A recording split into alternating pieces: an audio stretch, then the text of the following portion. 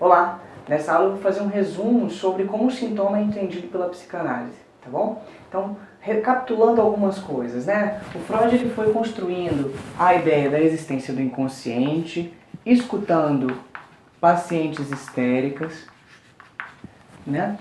Quando o paciente traz seu sintoma, o Freud entendeu que esse sintoma não se junta num quadro clínico só. Esse sintoma, na medida em que a pessoa fala, ele aponta para algo diferente, por isso a noção de inconsciente, né? Ele foi criando uma teorização para pensar isso, que é a chamada metapsicologia, e que aí tem os pontos de vista, né?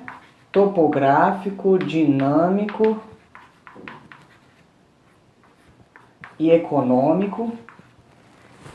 Esses pontos estão articulados, mas para facilitar, para entender, o que está em questão é a existência entre o consciente, o pré-consciente e o inconsciente, as censuras, né?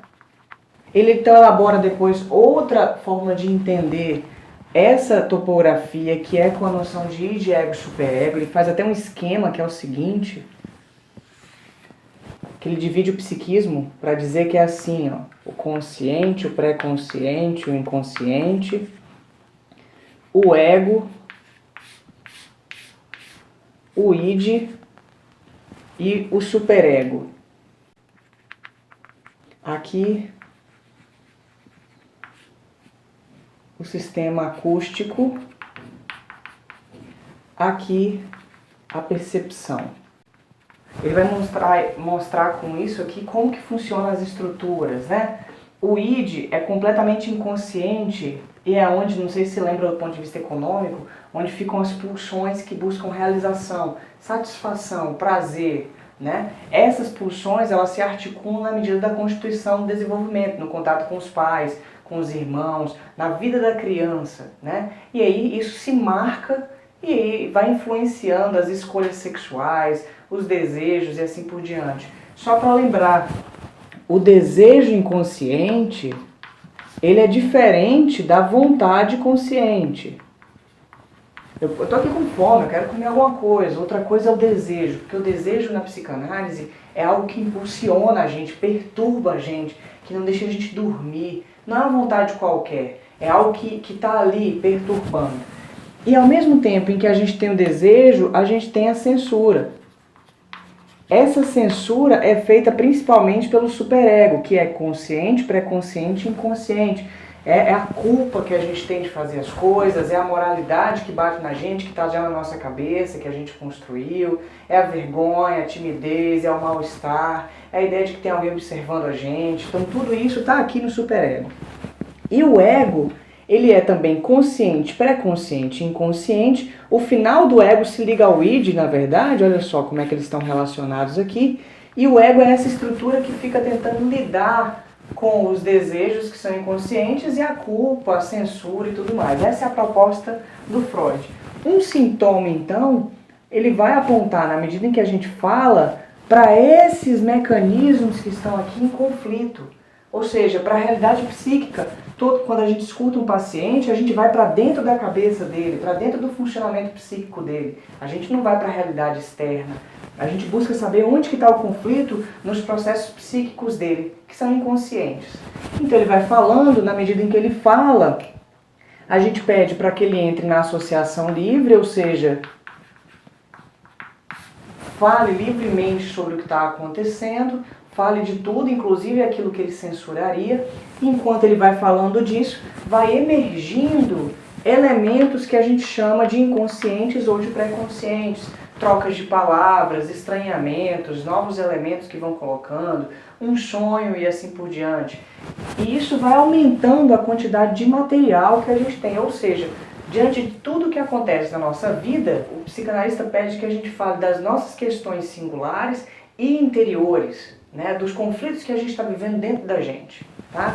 Porque é aí que está, para a psicanálise, a solução para entender o que é um sintoma. Então o sintoma, ele é um símbolo de todos esses conflitos que estão surgindo aí.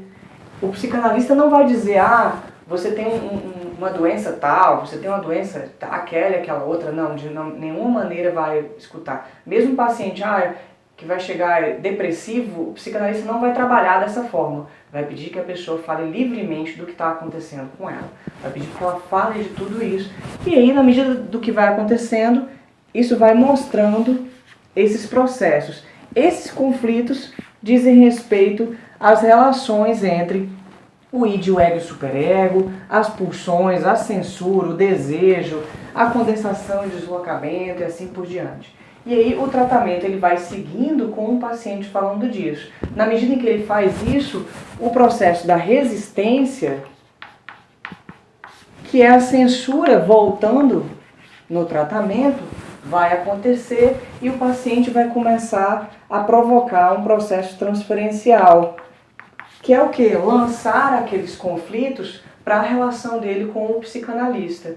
Então aquele conflito que eu estou vivendo de culpa, de mal-estar, eu começo a cobrar, eu começo a exigir, eu começo a chorar, eu começo a demandar, eu começo a faltar, a fazer coisas na relação com o psicanalista.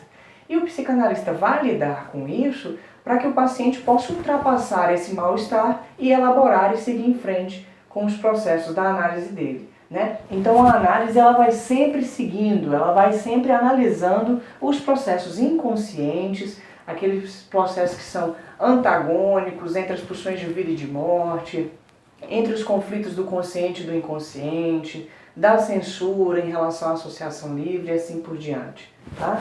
E aí, com o tempo, outros psicanalistas foram elaborando suas teorias, né? No último vídeo eu estava falando de que eu ia falar do Lacan também, acabei não falando, assim.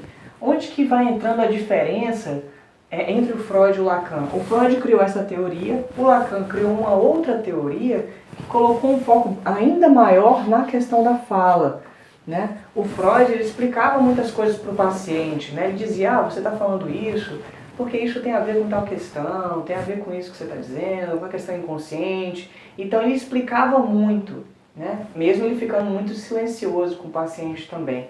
O Lacan ele não trabalha na vertente de explicações, ele equivoca a palavra, ele perturba o som da palavra, perturbava, né? Ele faleceu. Ele perturbava, né, o som da palavra para que o paciente escute outras coisas nisso. Algo que já acontecia no Freud, mas o Lacan dá cada vez mais ênfase para a vertente da equivocação. Eu vou falar isso melhor no exemplo, tá bom? Se você tiver alguma dúvida sobre algo para entender que é psicanálise, você vai perguntando, tá bom? O que é importante entender? Diante do modelo da medicina, que é um modelo orgânico, que tenta encontrar o sintoma numa relação com o corpo físico, orgânico, neurológico, fisiopatológico, a psicanálise propõe que o sintoma seja entendida a partir dos processos metapsicológicos, dos conflitos inconscientes, da relação entre a censura e o desejo, das pulsões de vida e de morte. Então essa é a forma como a psicanálise entende a questão do sintoma. O sintoma vai sendo trabalhado a partir dessa vertente, que não é igual para todas as teorias psicológicas, que a própria psicologia tem outras formas de entender essa leitura.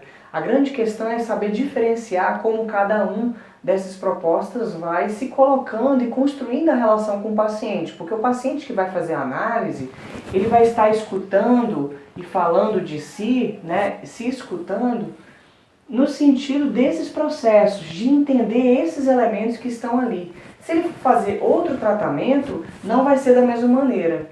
Embora ele tenha o sintoma dele, esse sintoma vai ser escutado, vai ser trabalhado de outra forma e os resultados também serão outros. Tá? Então esse é o ponto para tentar entender a diferença da psicanálise para a medicina e para outros campos dentro da própria psicologia. Tá bom? Se você tiver alguma dúvida, pergunta aí que a gente discute um pouco mais. Tá? Um bom estudo para você.